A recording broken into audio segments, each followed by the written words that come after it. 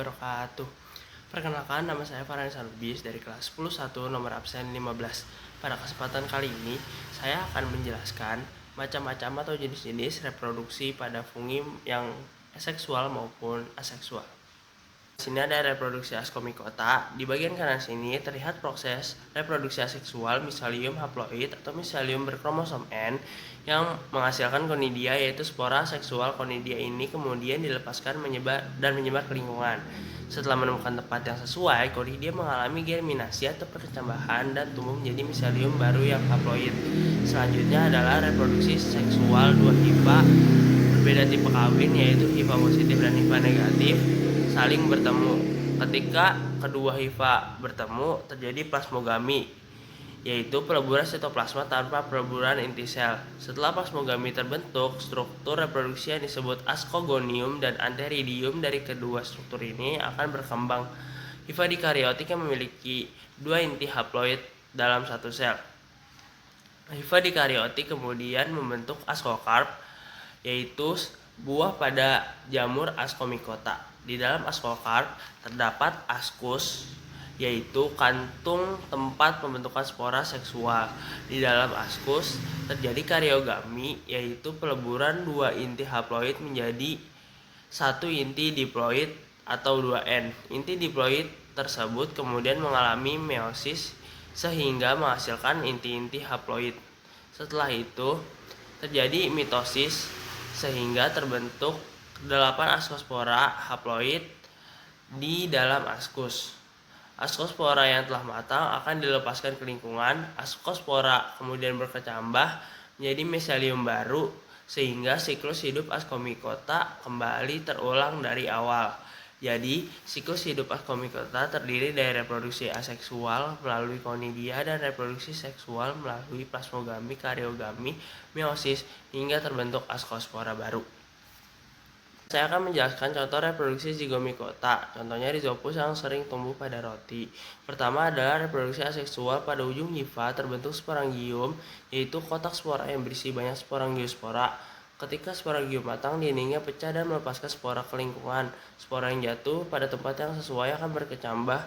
Spora kemudian tumbuh menjadi hifa dan berkembang menjadi miselium baru. Siklus reproduksi aseksual pun berulang kembali. Berikutnya adalah reproduksi seksual. Reproduksi ini terjadi ketika dua hifa yang berbeda tipe kawin, yaitu hifa positif dan hifa negatif, saling mendekat.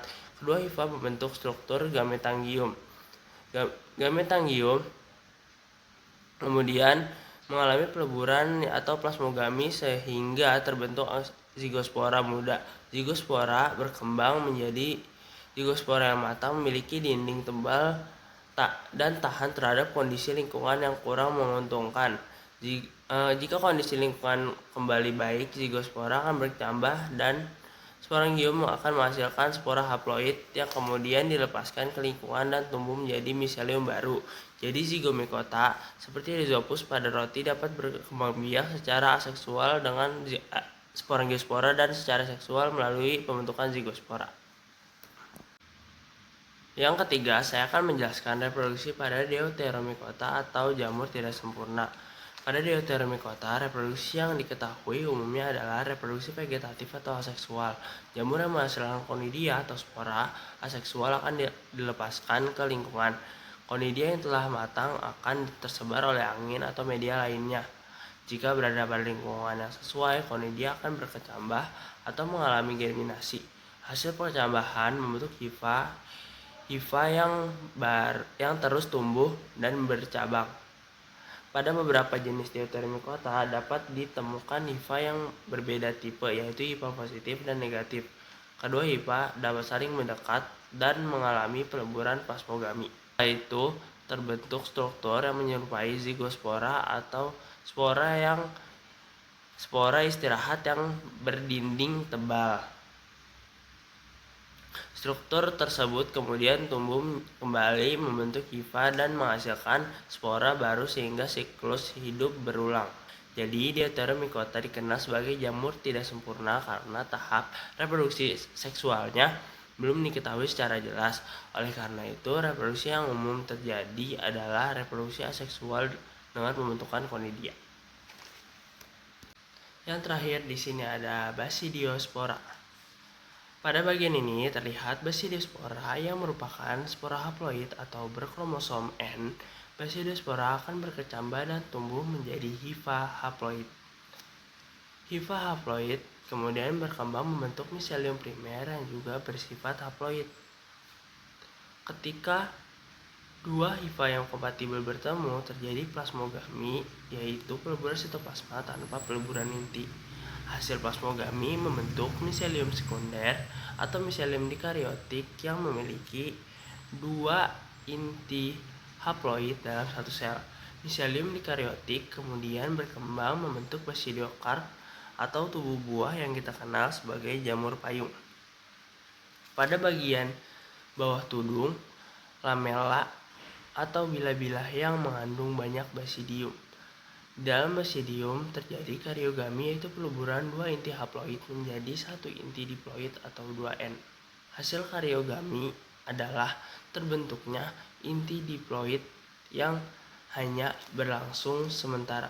Inti diploid tersebut kemudian mengalami meiosis sehingga menghasilkan 4 inti haploid. Inti-inti haploid tersebut berkembang menjadi basidiospora yang berada di ujung basidium. Basidiospora yang matang akan dilepaskan ke lingkungan dan jika menemukan tempat yang sesuai akan tumbuh menjadi hifa baru sehingga siklus hidup Basidium mycota kembali terulang. Jadi, siklus hidup Basidium mycota dimulai dari Basidiospora yang tumbuh menjadi hifa haploid. Setelah terjadi plasmogami, terbentuk miselium dikariotik yang menghasilkan basidiokarp.